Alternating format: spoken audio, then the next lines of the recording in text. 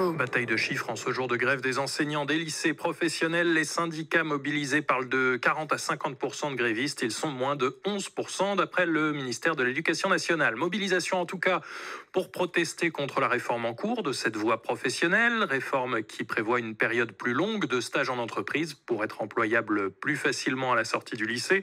Mais donc avec moins de cours en classe. Noémie Bonin, vous avez questionné les premiers concernés, les élèves devant un lycée pro hôtellerie-restauration à Gentilly dans le Val-de-Marne.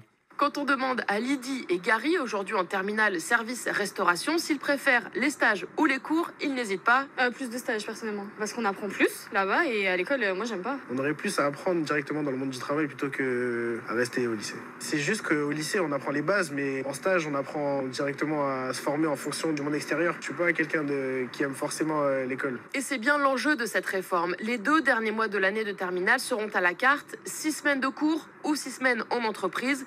La majorité va choisir le stage, préviennent les syndicats, au détriment des cours, alors qu'une grosse partie des jeunes de la voie pro sont déjà assez fragiles scolairement.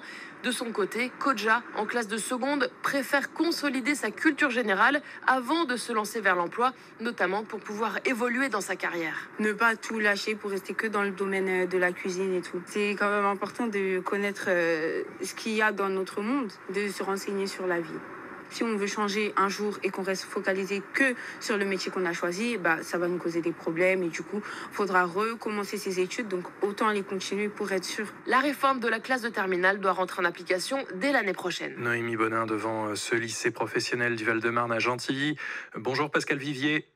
Bonjour Augustin Rivet. Secrétaire général du SNETA FO, premier syndicat de l'enseignement professionnel, en pleine manifestation, je crois, place de la Sorbonne à Paris. On entendait cet élève qui disait il ne faut pas uniquement se focaliser sur l'apprentissage de son métier. Il y a une fragilisation du bagage de ces futurs travailleurs. Ce qu'on sait, c'est, vous savez, il faut se cogner à la réalité, ce que le gouvernement ne fait pas, semble-t-il. Nos élèves sont en grande difficulté scolaire et sont souvent orientés en lycée professionnel parce que ils étaient en difficulté en français, en mathématiques, en histoire-géographie au collège, et nous devons leur donner ces bases minimales pour pouvoir s'en sortir dans leur métier. Avec notre premier allié, ce sont les entreprises. Nous travaillons avec le premier employeur de France, les petits commerçants, les artisans, les PME, les PMI, dans lesquels nous inscrivons nos élèves pendant plus de 5 mois. 5 mois, ils sont en entreprise, et aucun des professionnels nous disent vous nous envoyez des jeunes non qualifiés ou pas capables de pouvoir assurer ce métier. En revanche, vous nous envoyez des jeunes qui ont des difficultés de compréhension, des difficultés d'initiative, des bases scolaires minimales qu'ils n'ont pas.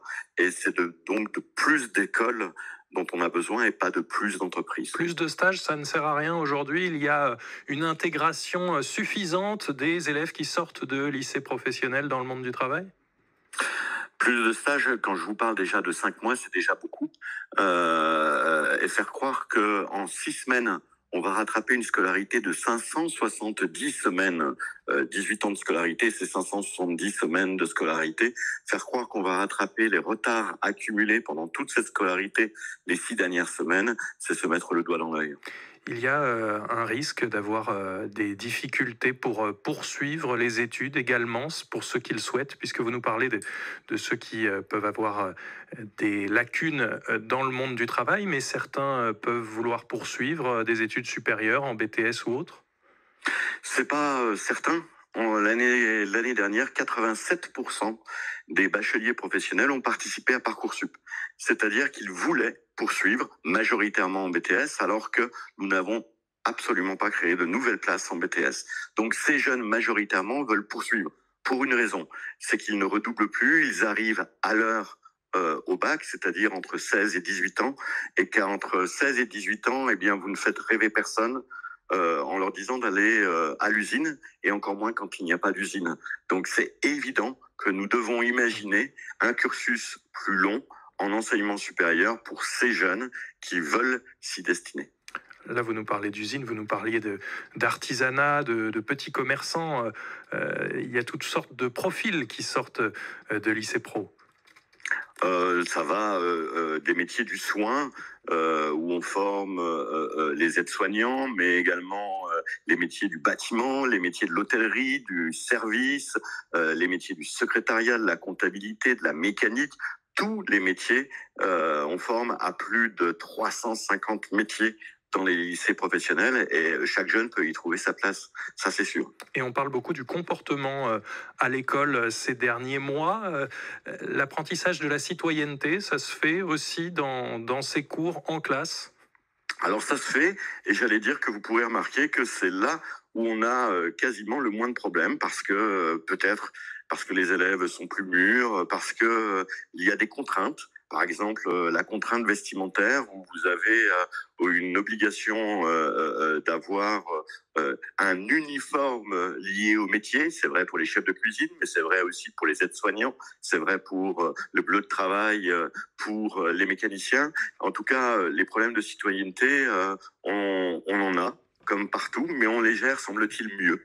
Pascal Vivier, merci beaucoup, secrétaire général du SNETA-FO, premier syndicat de l'enseignement professionnel, en grève aujourd'hui contre cette réforme.